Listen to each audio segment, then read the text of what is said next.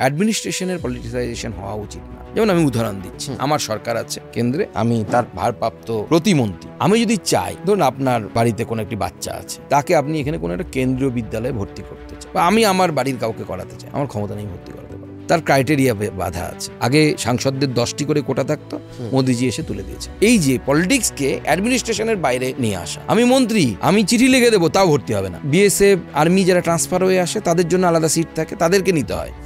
কিন্তু মন্ত্রী বলছে বলে কেউ চান্স পাবে হবে না। এই জায়গায় বাংলা ল্যাক করছে। আপনি পঞ্চায়েতে যান, পঞ্চায়েতে দেখবেন মারামারি। কেন পঞ্চায়েত ভোটে এত মারামারি হয়? কেন পঞ্চায়েত ভোটে মারামারি এই জন্য হয় যে আমি যদি পঞ্চায়েত ভোটে তৃণমূলের হয়ে মারামারি করি, আমি পঞ্চায়েত থেকে বছরে 20 লক্ষ টাকার আমি রাস্তা তৈরি, এই ধরনের বিভিন্ন কাজ পাবো। তো বেসিক প্রবলেম হচ্ছে রাজনীতি জীবিকার আধার হয়ে গেছে পশ্চিমবঙ্গে। পয়সা রোজগার করার জন্য রাজনীতি মানুষ নির্ভর হয়ে যাচ্ছে।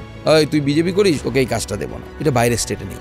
বাইরের স্টেটে কন্ট্রাক্টর বা যে ডেভেলপার, সে কারো না, সে বিজেপিরও, সে কংগ্রেসেরও, সে সবার। ওখানে সবাই বিড করছে, যে লোয়েস্ট পাচ্ছে, এবং দেখবেন এক জায়গায় এ পাচ্ছে, এক জায়গায় ও পাচ্ছে। বাংলায় রাজনীতি থেকে রোজগার, এইটা বন্ধ করতে হবে। আর সেইটা বন্ধ করার বেস্ট উপায় হচ্ছে, মারপিট করে বন্ধ করা যাবে না, পুলিশ দিয়েও বন্ধ করা যাবে না, আপনাকে অল্টারনেটিভ রোজগারের ব্যবস্থা করতে হবে। তাহলে অল্টারনেটিভ রোজগার কোথা থেকে আসবে? একটাই উপায়, ম্যাসিভ ইন্ডাস্ট্রিয়ালাইজেশন।